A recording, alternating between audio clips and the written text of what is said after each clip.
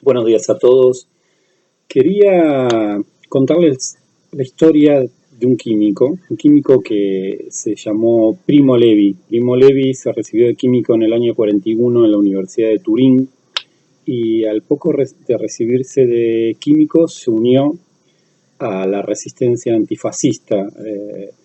La resistencia antifascista era conocida como los partisanos, los que luchaban por fuera del ejército regular contra la ocupación nazi en Italia. Fue capturado y, como era judío, fue enviado a Auschwitz. En el 45 fue liberado por el ejército soviético, que fue el primero que llegó a Auschwitz, y después de la Segunda Guerra Mundial se dedicó a escribir probablemente algunos de los libros más crudos sobre lo que fue vivir en los campos de prisioneros de los nazis. Pero Primo Levi tiene un libro que se llama El sistema periódico,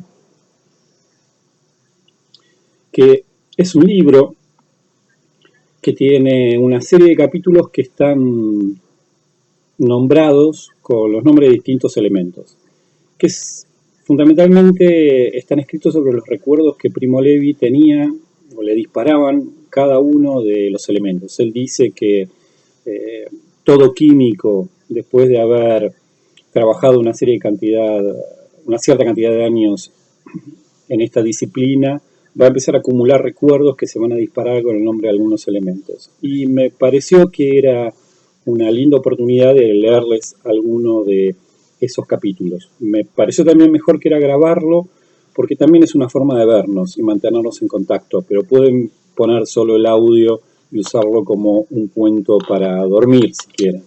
El capítulo que quiero leerles hoy se llama Zinc y dice: habíamos asistido durante 5 meses en actitud respetuosa y apretados como sardinas en banasta a las clases de química general e inorgánica que daba el profesor P. Y habíamos sacado de ellas sensaciones diversas, pero todas nuevas y estimulantes. No, la química del profesor P no era el motor del universo ni la llave de la verdad. P era un viejo escéptico e irónico, enemigo de todo tipo de retórica. Por esto, y nada más que por esto, era también antifascista. Inteligente, terco e ingenioso, un ingenio triste el suyo.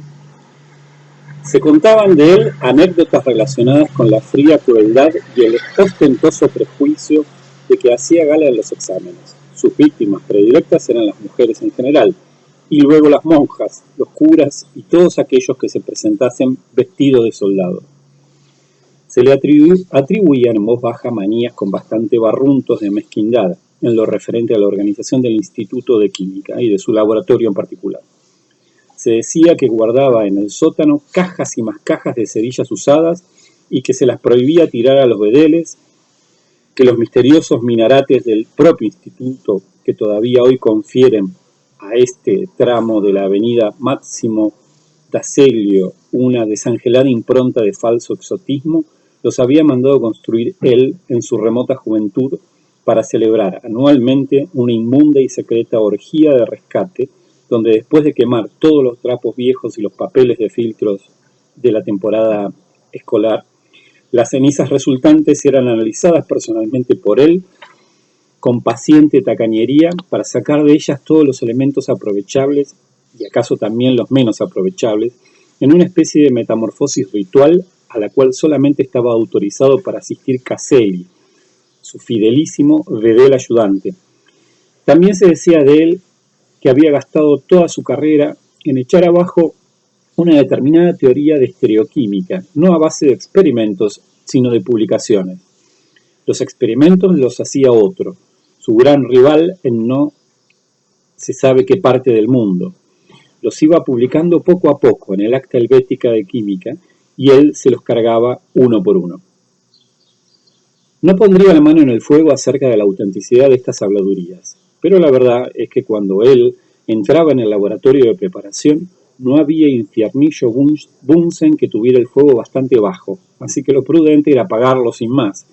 La verdad es que los estudiantes les hacía preparar el nitrato de plata usando 5 liras de aquellas con el águila, que tenían que sacarse del propio bolsillo, y el cloruro de níquel a base de monedas de 20 céntimos con la señora desnuda volando. Y también es verdad que la única vez que me recibió en su despacho encontré escrito en la pizarra con muy buena letra: no quiero funerales, ni de vivo ni de muerto. A mí P me resultaba simpático. Me gustaba el rigor sobrio de sus clases, me divertía la desdeñosa ostentación con que lucía en los exámenes, en lugar de la camisa fascista reglamentaria, un cómico babero negro de un palmo que a cada uno de sus movimientos bruscos se le salía de los bordes de la chaqueta.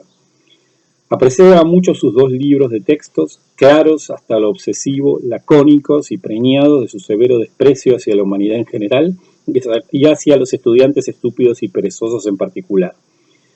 Porque todos los estudiantes para él eran por definición estúpidos y perezosos. Aquel que por suprema aventura conseguía demostrarle que no lo era, se convertía en un igual suyo y era honrado con una lacónica y preciosa frase de encomio. Ahora ya habían pasado los 5 meses de inquietante espera. Entre los 80 matriculados habíamos sido elegidos los 20 menos estúpidos y menos perezosos, 14 chicos y 6 chicas, y se nos había franqueado el laboratorio de preparación. ¿En qué consistía exactamente aquello? Ninguno de nosotros tenía idea. Yo creo que había sido una invención suya, una versión moderna y técnica de los rituales salvajes de iniciación, mediante los cuales cada uno de sus súbditos era bruscamente arrancado del asiento y del libro y trasplantado al seno de los humos que queman los ojos, a los ácidos que queman las manos y a los casos prácticos que no encuadran con la teoría. No intento, por supuesto, poner en duda la utilidad e incluso la necesidad de esta iniciación, pero en la brutalidad con que era llevada a cabo podía reconocerse fácilmente el talante despectivo de P, así como su vocación por las distancias jerárquicas y por vilipendiar a quienes formábamos su grey. Total, que no gastó, ni por oral ni por escrito, una sola palabra que pudiera servirnos de viático, animarnos en el camino que habíamos escogido, indicarnos los peligros y las insidias o transmitir las triquiñuelas. Muchas veces he pensado que el profesor P era en el fondo un salvaje, un cazador. El que va de caza lo único que tiene que hacer es coger la escopeta, o mejor, la azagaya y el arco, e internarse en el bosque. Tanto el éxito como el fracaso dependen exclusivamente de él. Agarra y se va. Cuando llegue el momento no hay vaticinios ni agüeros que valgan. La teoría es una futeza y se aprende por el camino. La experiencia ajena no sirve para nada. Lo esencial es medirse por uno mismo. El que vale, gana. Quien tiene débiles la vista, los brazos o la respiración, da media vuelta y cambia de oficio. De los 80 que dije, 30 cambiaron de oficio al segundo año y otros 20 algo después. El laboratorio aquel estaba limpio y ordenado. Nos pasábamos allí 5 horas al día, de las 14 a las 19. Al entrar, un asistente nos encargaba una preparación a cada uno y luego cada cual se dirigía al despacho donde Hirsuto Caselli repartía la materia prima, exótica o doméstica, un trocito de mármol a este, 10 gramos de bromo a aquel, un poco de ácido bórico al otro, un puñado de arcilla al de más allá. Estas reliquias Caselli no las entregaba con aire de recelo, que no se molestaba en disimular.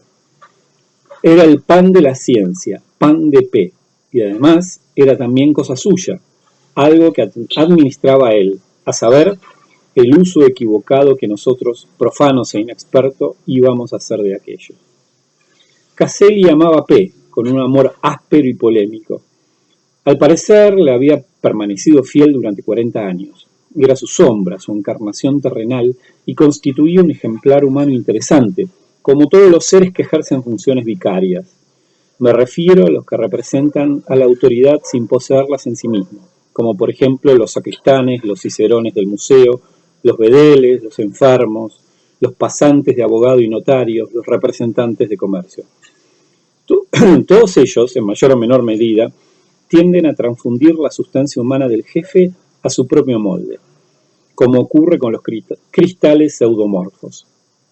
A veces sufren con eso, pero en general disfrutan y tienen 2 esquemas distintos de comportamiento, según que actúen por sí mismos o en el ejercicio de sus funciones. Ocurre con frecuencia que la personalidad del jefe los invade tan a fondo que llega a alterar la normalidad de las relaciones humanas. Y es por eso por lo que muchos se quedan solteros. La soltería, de hecho, se prescribe acepta en la condición monástica, que precisamente comporta la vecindad y subordinación a la autoridad por excelencia.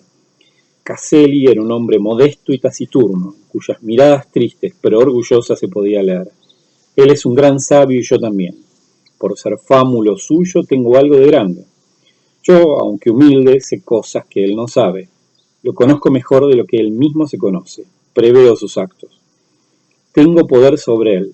Lo defiendo y protejo. Ya puede hablar mal de él, porque lo quiero, vosotros no tenéis derecho. Sus principios son justos, pero los aplica con desgana. Y antes era de otra manera. Si no fuera por mí. Y de hecho Caselli dirigía los asuntos del instituto con una parsimonia y un horror a cualquier novedad, incluso superiores a las del mismo P. A mí el primer día me tocó preparar sulfato de zinc. No debía ser muy difícil, se trataba de hacer un elemental cálculo estequiométrico y de mezclar las partículas de zinc con ácido sulfúrico previamente diluido. Concentrar, cristalizar, secar con la bomba, lavar y recristalizar. Zinc, zinc, 5. Con él se hacen barrenios para meter la ropa. No es un elemento que le diga mucho a la imaginación. Es gris y sus sales son incoloras. No es tóxico, no da reacciones cromáticas, llamativas. En una palabra, es un metal aburrido. Se ha dado a conocer a la humanidad de hace 2 o 3 siglos a esta parte. O sea que no es un veterano cargado de gloria como el cobre, ni tampoco uno de esos elementos novedosos que llevan todavía consigo la fascinación clamorosa de su descubrimiento. Caselli me entregó mi porción de zinc. Volví a mi banco y me puse a la tarea. Me sentía curioso, incómodo y vagamente fastidiado, como cuando a los 13 años tienes que ir al templo a recitar en hebreo la oración del Bar Mitzvah, delante del rabino. Había llegado el momento deseado y también un poco temido. Se había disparado la hora de la cita con la materia. La gran antagonista, el espíritu, el hilo, que extrañamente se puede encontrar embalsamado en la disinencia de los radicales alquílicos, metilo, butilo, etc. La otra materia prima, la pareja del zinc, o sea, el ácido sulfúrico, no hacía falta pedírselo a Caselli, porque se encontraba en abundancia por todos los rincones. Concentrado, claro está, y tienes que diluirlo en agua. Pero cuidado, todos los textos lo dicen. Hay que hacer al revés la operación, o sea, echar el ácido en el agua y no al contrario, porque si no, aquel aceite de aspecto tan inocuo está sujeto a cóleras furibundas. Esto lo saben hasta los alumnos de primaria. Luego se echa el zinc en el ácido ya diluido. En los apuntes se daba un detalle que en una primera lectura yo había pasado por alto, y es que el zinc, tan tierno y delicado, tan dócil ante los demás ácidos que se funden en uno, se comporta en cambio de un modo bastante diferente cuando aparece en estado puro. Entonces se resiste obstinadamente al ataque. Se podían sacar 2 consecuencias filosóficas contradictorias entre sí. El elogio de la pureza que protege del mal como una coraza y el elogio de la impureza que abre la puerta a las transformaciones, o sea, a la vida. Descarté la primera, desagradablemente moralista, y me dediqué a considerar la segunda, más afín con mi manera de ser. Para que la rueda dé vueltas, para que la vida sea vivida, hacen falta impurezas, y las impurezas de las impurezas. Y pasa igual con el terreno, como es bien sabido. Si se quiere que sea fértil, hace falta la disensión, la diversidad, el grano de sal y de mostaza. El fascismo no quiere estas cosas, las prohíbe, y por eso no eres fascista tú. Quiere que todo el mundo sea igual, y tú no eres igual. Pero es que ni siquiera existe la virtud inmaculada, o caso de existir es detestable. Así que opta por la solución del sulfato de cobre, que viene en la lista de reacciones. Añade una gota de tu ácido sulfúrico y verás cómo la reacción se inicia. El zinc se despierta, se recubre de una piel blanca de burbujitas de hidrógeno. Ya está el encantamiento, ha tenido lugar. Lo puedes dejar a su aire y darte una vuelta por el laboratorio a ver qué están haciendo los demás, de bueno. Los demás estaban haciendo cosas variadas. Algunos trabajaban absortos, tal vez silbando para adoptar un aire desenvuelto, cada cual detrás de su partícula de materia. Otros daban vueltas o miraban a través de la ventana el Valentino. Yo completamente verde, otros, en fin, fumaban o charlaban en los rincones. En un rincón había una chimenea y delante de ella estaba sentada Rita. Me acerqué y me di cuenta con fugaz placer de que estaba cocinando el mismo guiso que yo. Y digo con placer porque ya hacía tiempo que andaba detrás de Rita. Preparaba para mis adentros brillantes discursos para abordarla y luego, cuando llegaba el momento, no me atrevía a decir nada y lo dejaba para el día siguiente. No me atrevía no solo a causa de la timidez e inseguridad tan arraigadas en mí, sino porque Rita daba poco pie a las confianzas, sin que uno entendiera bien las razones. Era muy delgada, pálida, triste y segura de sí misma. Pasaba los exámenes con buenas notas, pero no tenía aquel genuino apetito que sentía yo por las cosas que nos toca estudiar. No era amiga de nadie, nadie sabía nada de ella, hablaba poco, y por todos esos motivos me atraí y procuraba sentarme a su lado en las clases. Ella se mantenía distante, y aquello era para mí una frustración y un desafío. La verdad es que me sentía desesperado, pero no era la primera vez que me pasaba. Realmente en aquella época me consideraba condenado a una perpetua soledad masculina, castigado para siempre sin una sonrisa de mujer, de la cual, sin embargo, estaba tan necesitado como el aire. Estaba bien claro que aquel día se me estaba presentando una ocasión que no se podía desperdiciar. Entre Rita y yo se tendía en aquel momento un puentecillo de zinc, frágil pero practicable. Vamos, del primer paso. Según daba vueltas alrededor de Rita, me di cuenta de una segunda circunstancia favorable. Del bolso de la chica sobresalía una portada bien conocida por mí, amarillenta con el borde rojo, encabezada por un cuervo que llevaba un libro en el pico. ¿Cuál era el título?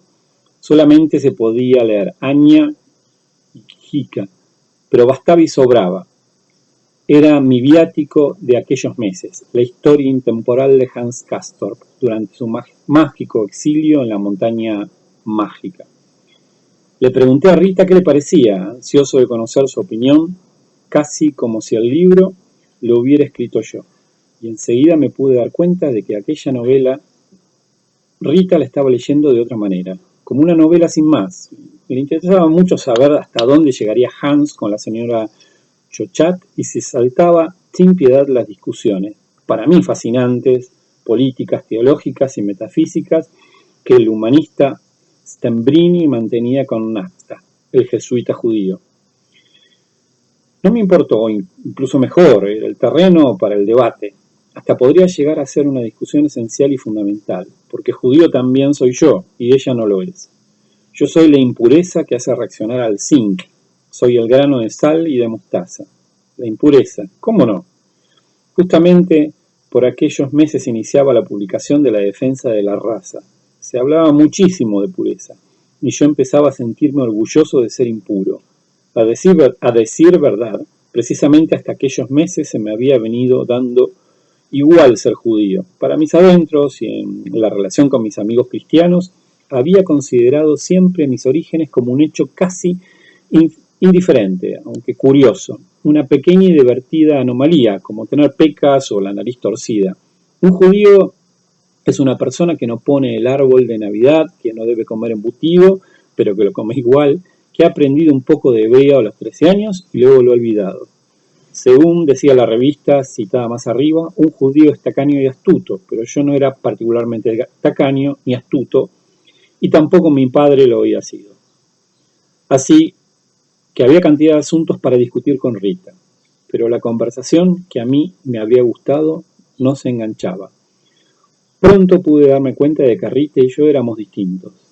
Ella no era un grano de mostaza, era hija de un comerciante pobre y enfermo.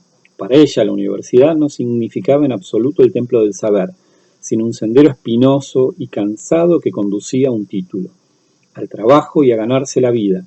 Ella había trabajado desde niña, había ayudado al padre que había sido dependienta en una tienda de pueblo, y todavía en esa época andaba en bicicleta por Turín llevando paquetes y cobrando facturas. Todo esto no me alejaba de ella, al contrario, lo encontraba admirable. Como todo lo suyo, sus manos descuidadas, sus ropas modestas, su mirada firme, su tristeza concreta, la reserva con que aceptaba mis razonamientos. De esta manera, mi sulfato de zinc acabó concentrándose de mala manera y se redujo a un polvillo blanco que exhaló todo o casi todo su ácido sulfúrico en nubes sofocantes. Lo abandoné a su destino y le propuse a Rita acompañar la casa. Había oscurecido y la casa no estaba cerca. El plan que me había propuesto era objetivamente modesto, pero a mí me parecía una audacia sin igual. Hacia la mitad del recorrido dudaba y me sentía como sobre carbones al rojo vivo, mientras me emborrachaba y la emborrachaba ella con discursos jadeantes e inconexos. Por fin, temblando de emoción, deslicé mi brazo bajo el suyo. Rita no lo retiró, aunque tampoco correspondió a mi presión. Pero yo acomodé mi paso al ritmo del suyo y me sentía jovial y victorioso. Me parecía haber vencido una batalla pequeña pero decisiva contra la oscuridad, el vacío y los años hostiles que se nos venían encima. Es extraordinariamente bello, fíjense la reflexión que hace a partir de la obtención de sulfato de zinc del sentido de la impureza, ¿no? La impureza como esencial, en realidad la diversidad como esencial, es como una idea filosófica muy fuerte. La heterogeneidad nos fortalece, la diversidad nos fortalece. Y cómo pasa de ese registro más filosófico a un registro más personal, a lo que le producía a Rita, ¿no? Leo este texto y además de acordarme de algunos de mis profesores de química inorgánica y general, me acuerdo de muchos de ustedes, de esta situación, de estar todos juntos en un laboratorio, de ver cómo se forman algunas parejas. Es una sensación que me trae recuerdos de la UNS, así que espero que este capítulo llamado El Zinc les haya gustado. Más adelante trataré de leerles otro. Hasta luego, cuídense y no salgan.